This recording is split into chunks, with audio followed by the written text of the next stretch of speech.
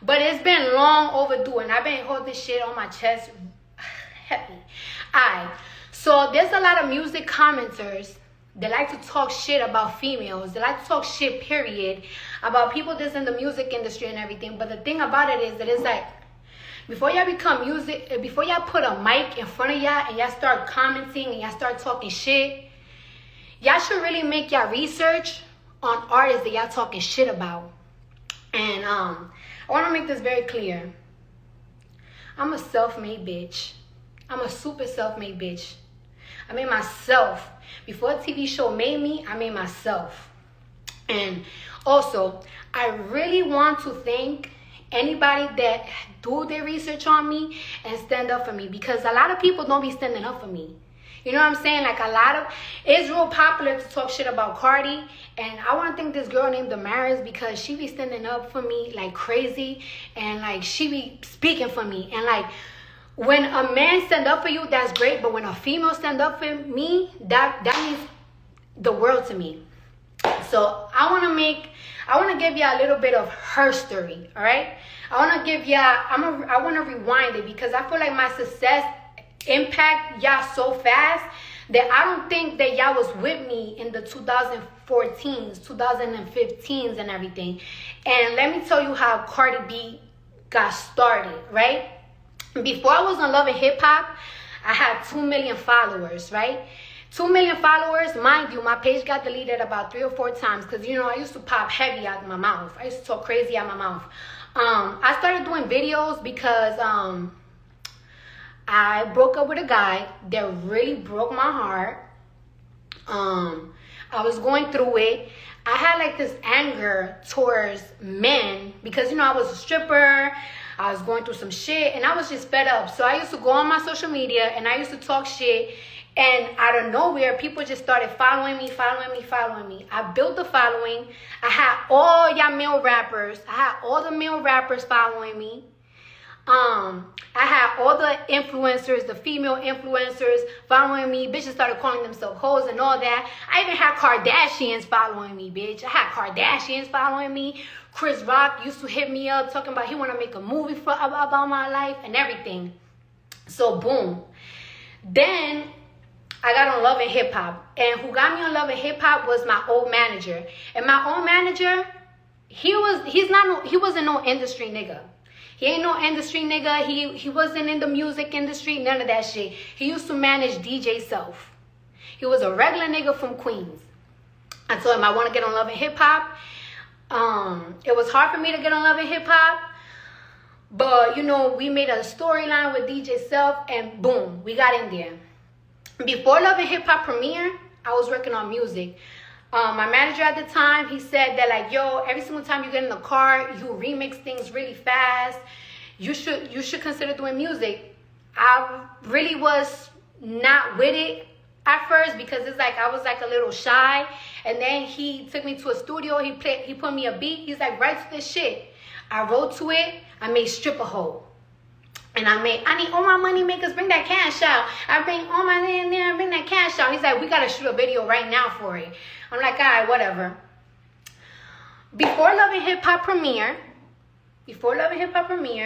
I want to get emotional. My manager at the time told me, you need to quit stripping before this show airs out. And I told him, I don't want to tell the world that I'm gonna quit stripping, because if Love and Hip Hop don't work for me, and these things don't work for me, I'm gonna go back to the strip club, because there was girls that were strippers and went on Love and Hip Hop, and they said like, you know, they ended up going back to the strip club, and the bitches in the strip clubs were making fun of them. I didn't want it to be that, but he was like, you know what, you gotta believe in yourself. So I betted on myself, and I think on my 23rd birthday, I said this will be the last day that I strip, and I told the world that this will be the last day that I strip. All right, boom. Love and Hip Hop is out, and I use Love and Hip Hop as an engine to showcase, like, you know, I'm an artist and everything, because people didn't really know that I was doing music, because, you know, I was funny, but they didn't really know that I was doing music. So I'm showcasing that I'm an artist and this is what I want to do and all that bullshit. All right, boom. So Love and Hip Hop premieres. I have a song and people are listening to it. It's charting on this random ass chart on Billboard, whatever the fuck. We go to a label and they told me that they wanted to sign me for $50,000. They wanted to sign me for $50,000 and they had to finish watching because Love and Hip Hop was playing, but like it was like Love and Hip Hop hasn't finished the first season. So there was like, and we have to see your actions on Love and Hip Hop, because if you too like ratchet or if you're doing too much, we can't sign you. So my manager at the time told me like, nah, we're not gonna sign you for no $50,000 because they're already offering you $100,000 for season 2 of Love and Hip Hop for your second season. We're not gonna like, they're not gonna shortbread you. Alright. So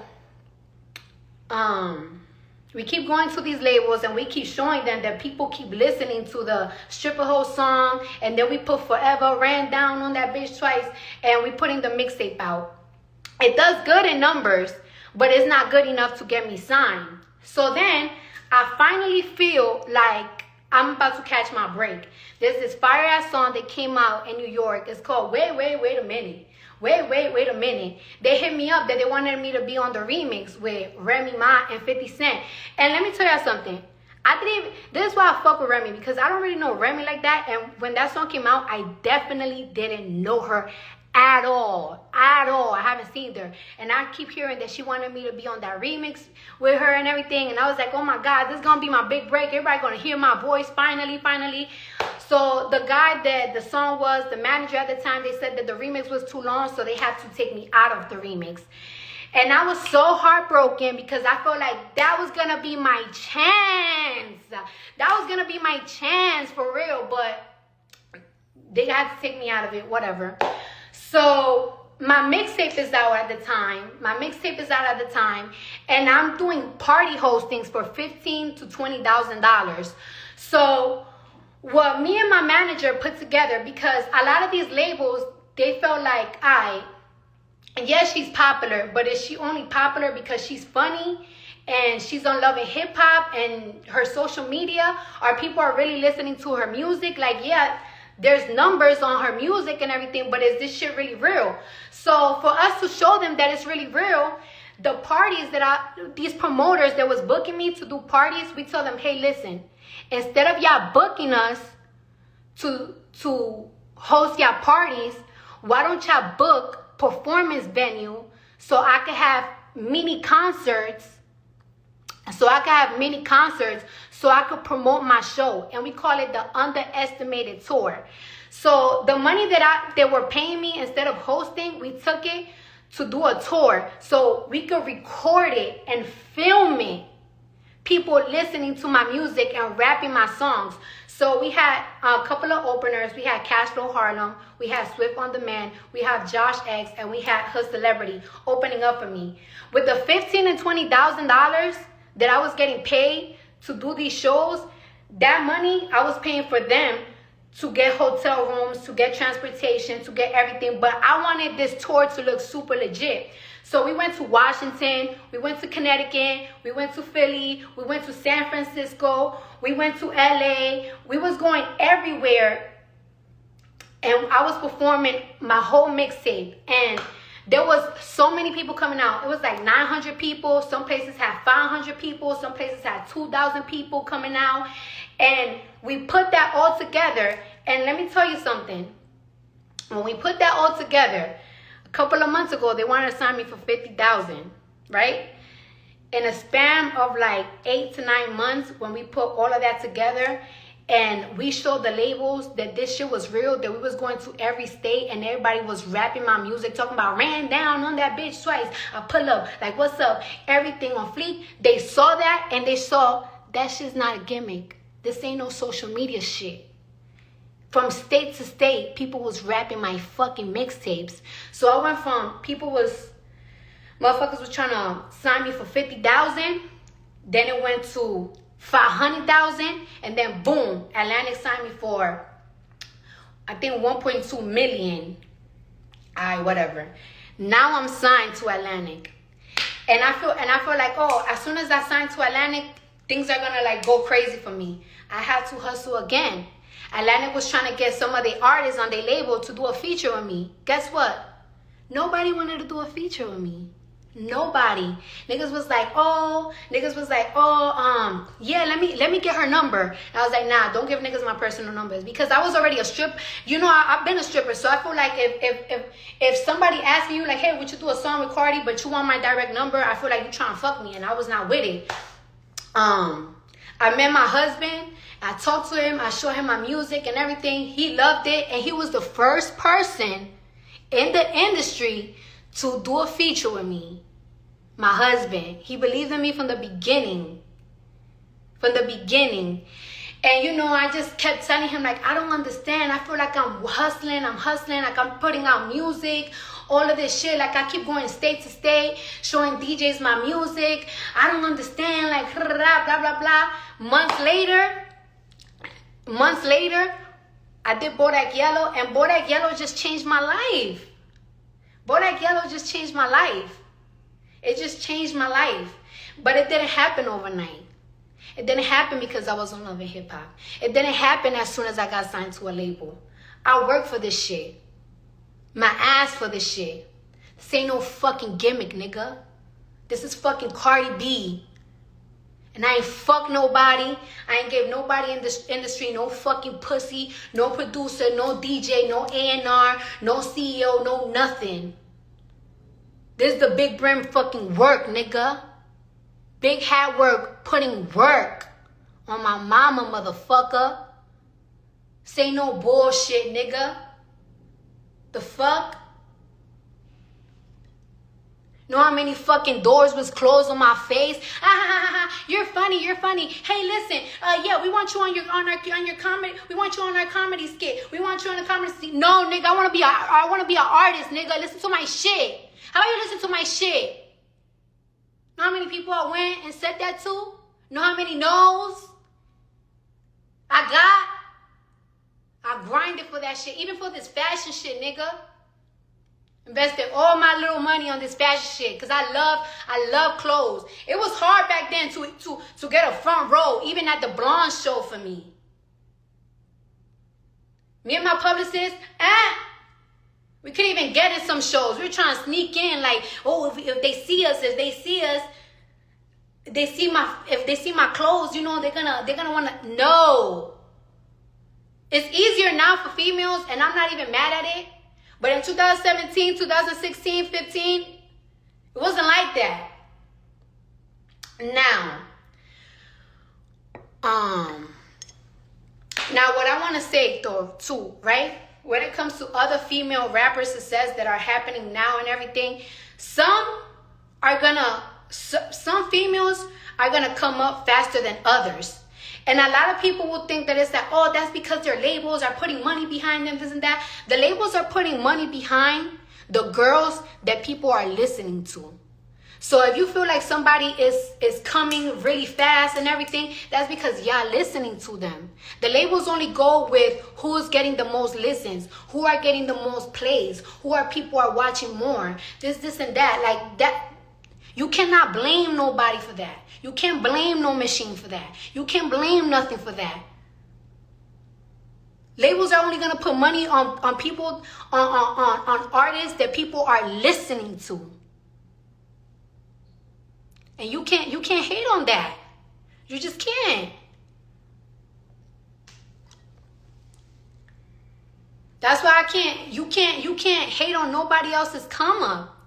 Because everybody gonna be like, the label's putting more money on this, the label's putting money on that. The labels is gonna put money on they do analytics. Whoever the people are listening to, they're gonna put the money behind it. So you can't hate on it. If you want your favorite female rapper, if you want your favorite male rapper to make it, listen to their shit. Promote their shit. Make a fan base for them. Once the label starts seeing that they have a hard following, they're going to follow up. You can't hate on the game. That's the game. The labels could sign your cousin. A label could sign your cousin. If nobody listening to your cousin, the labels ain't gonna put nothing behind it.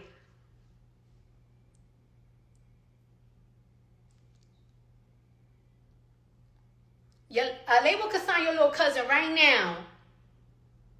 Dookie Bookie. They could sign him right now.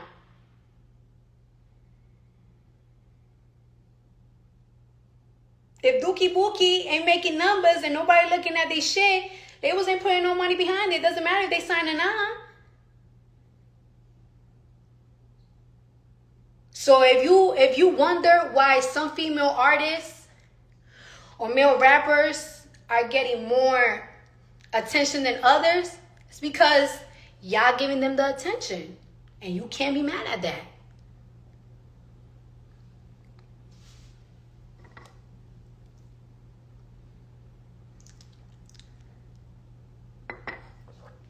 Mm-hmm. Mm-hmm. Mm-hmm. Yep. Yep. Well, I'm glad I gave you a little bit of her story.